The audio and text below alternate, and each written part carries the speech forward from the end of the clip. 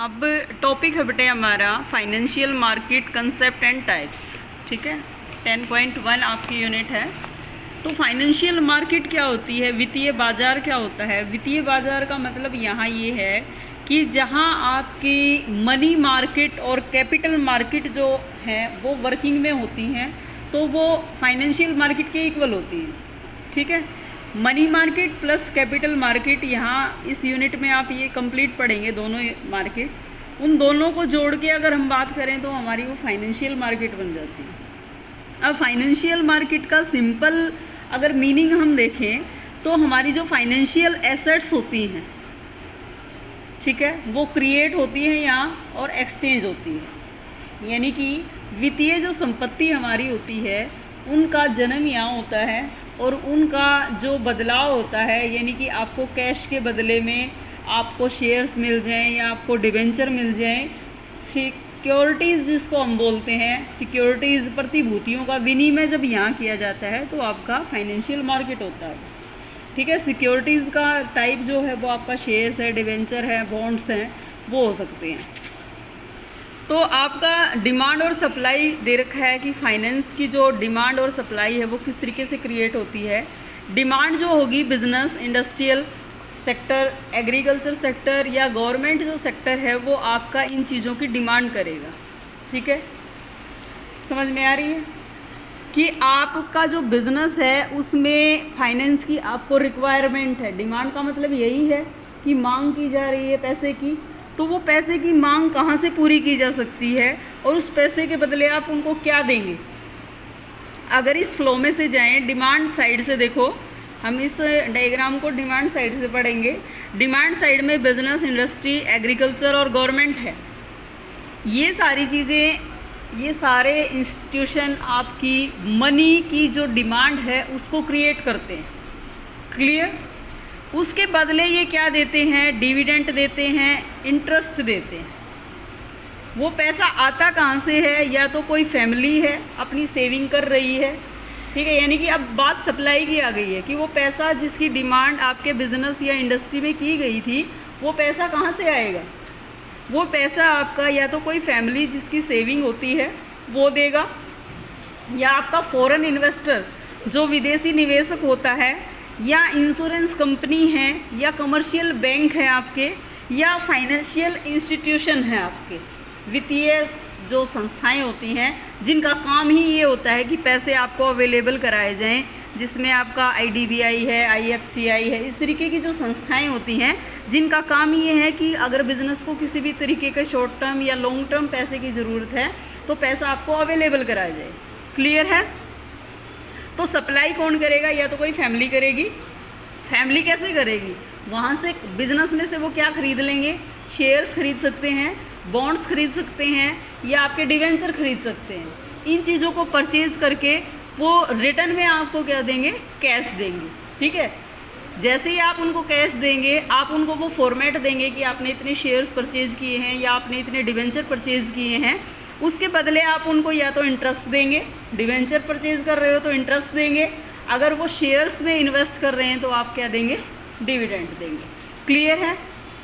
Next है आपका कि आपका जो फंक्शन है फाइनेंशियल मार्केट के वो कौन कौन से होते हैं। फर्स्ट है आपका जो सेविंग है, उनमें मूविंग एक तरीके से आ जाती है। सेविंग जो होती है, मान लीजिए आप वैसे सेविंग नॉर्मल करके रखते हैं और उसको अलमीरा में सेव करके रख लेते हैं, तो वो सेविंग आपकी मूविंग में नहीं है, चलन में नहीं है।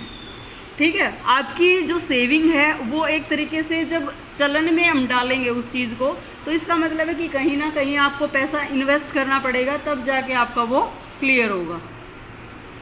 तो आपका बेटे फर्स्ट अगर सेविंग आप लॉकर में डिपॉजिट करके रखेंगे तो इसका मतलब है कि उस पर आपको कोई भी बेनिफिट नहीं होगा, ना तो आपको कोई इंटरेस्ट वहाँ मिलेगा, ना कोई डिविडेंड आपको मिलेगा। अगर उसी सेविंग को आप शेयर्स में इन्वेस्ट कर देते हैं तो आपको क्या मिलेगा, रिटर्न में डिविडेंड मिलेगा। क्लियर है? उसके बाद आपका प्राइस डिस्कवरी से रिलेटेड है कि आपकी जो सेविंग है एक तरीके से वो डिमांड और सप्लाई पे डिपेंड कर डिमांड और सप्लाई जो है वो आपकी सेविंग को एडजस्ट करती है। ठीक है, क्योंकि कहीं ना कहीं जो आपकी सेविंग है वो सप्लाई के तौर पे काम कर रही है यहाँ, और जो बिजनेसमैन है, जो एंटरप्रेन्योर है, वो इस चीज़ की क्या कर रहे हैं, डिमांड कर रहे हैं। तो डिमांड और सप्लाई डिटर्मिनेशन करते हैं प्राइस का। क्लियर है? क्योंकि डिमांड और सप्लाई एक दूसरे को जहाँ कट करेंगे वहाँ आपको पता है कि इक्विलिब्रियम होता है, और जहाँ इक्विलिब्रियम होता है वही प्राइस का आपका डिटर्मिनेशन होता है। क्लियर है? नेक्स्ट है आपका ये provide liquidity to financial assets. जो फाइनेंशियल एसेट्स हैं उनको लिक्विडिटी में कन्वर्ट करता है। लिक्विडिटी का मतलब है कि जिसको बहुत जल्दी कैश में कन्वर्ट कर लिया जाता है। तो आपकी जो आपने मान लीजिए डिवेंचर परचेज़ किए हैं या आपने शेयर्स परचेज़ किए हैं, तो आपकी इच्छा है जब चाहें उन शेयर्स को आप बेच सकते हैं, सेल करके उसको कैश में कन्वर्ट कर सकते हैं। उसके बाद है ये जो आपकी कॉस्ट होती है ट्रांजैक्शन से रिलेटेड, उन कॉस्ट को कम करता है। क्योंकि ये क्या करते हैं, मार्केट का काम क्या होता है, मान लीजिए कोई भी कंपनी अपने शेयर इशू करती है, तो वो कंपनी थोड़े से जो आपकी कंपनी है वो लिस्टेड होती है फाइनेंशियल मार्केट में, और उस कंपनी का क्या काम होता है, फिर उस जो आपका ये मार्केट होती है फाइनेंशियल मार्केट, उसका क्या काम है कि थोड़े से कमीशन पे उनके जो शेयर्स होते हैं उनको सेल और परचेज कराने का काम इनका रहता है। क्लियर है? उसके बाद फाइनेंशियल मार्केट, अभी मैंने आपको बताया था कि फाइनेंशियल मार्केट दो चीज़ों से मिलकर बनी हुई है, मनी मार्केट और कैपिटल मार्केट। मनी मार्केट का मतलब यहाँ केवल शॉर्ट पीरियड से रिलेटेड रहेगा, इसको हम नियर मनी भी बोल सकते हैं। क्लियर है? इसका दूसरा नाम नियर मनी है, मनी मार्केट का दूसरा नाम नियर मनी है। 1 नंबर का क्वेश्चन आता है ये, ठीक है? तो नियर मनी का मतलब क्या है कि जिसको हम नियर में ही, आसपास, यानी कि कम समय में लिक्विड में चेंज कर सकें इसको, यानी कि कैश में कन्वर्ट कर सकें। ट्रेजरी बिल है, कमर्शियल पेपर है, कॉल मनी है, सीडी है, कमर्शियल बिल है। ये इसके टाइप्स हैं कि ये किस तरीके से आप क्या क्या चीज़ें खरीद सकते हैं और बेच के इनको कैश में कन्वर्ट कर सकते हैं। जब बात आती है कैपिटल मार्केट की, तो कैपिटल मार्केट का जो रिलेशन होता है वो लॉन्ग पीरियड से रिलेटेड होता है। क्लियर है? इसमें भी आपकी प्राइमरी मार्केट और सेकेंडरी मार्केट है। प्राइमरी मार्केट वो होती हैं जो ये नीचे सिक्योरिटीज़ दे रखी हैं आपकी, इक्विटी शेयर्स हैं, डिवेंचर्स हैं आपके, और अदर्स में दे रखा है प्रेफरेंस शेयर्स दे रखे हैं। ये सारी चीज़ें दे रखी हैं, इनको हम सिक्योरिटीज़ बोलेंगे भाई, ठीक है? इन सिक्योरिटीज़ को जब फर्स्ट बार इशू किया जाता है तो वो प्राइमरी मार्केट में किया जाएगा, यानी कि जो न्यू इशू होता है, सबसे पहली बार इन चीज़ों का इशू किया गया, मान लीजिए कोई भी नया शेयर जो इशू करेंगे तो वो आपका प्राइमरी मार्केट में आएगा, और उन्हीं शेयर्स को अगर आप दूसरी बार इशू करते हैं, री इशू बोल सकते हैं, या सेल करते हैं, तो वो आपका सेकेंडरी मार्केट में आएगा। क्लियर है? पर इसका जो रिलेशन होगा कैपिटल मार्केट का वो आपका लॉन्ग पीरियड से रिलेटेड रहेगा। अब बात आती है मनी मार्केट की। तो मनी मार्केट अभी मैंने आपको बताया कि जितनी भी ट्रांजैक्शन होंगी सिक्योरिटीज़ की, इनका आपका शॉर्ट रन से रिलेटेड होगा, ठीक है? शॉर्ट पीरियड का मतलब 1 साल से संबंधित होंगी ये। और अब इसकी आप फीचर्स कर सकते हैं, मोर लिक्विडिटी है क्योंकि आप इसको डिस्काउंट पे या एट प्रेजेंट जब आप चाह रहे हैं इसको कैश में कन्वर्ट कर सकते हैं। इसकी ट्रांजैक्शन की कॉस्ट जो होती है वो बहुत कम होती है। शॉर्ट टर्म फाइनेंस एसेट्स से रिलेटेड होता है ये, या हम ये कह सकते हैं कि वर्किंग कैपिटल एक तरीके से उनसे संबंधित ये होता है।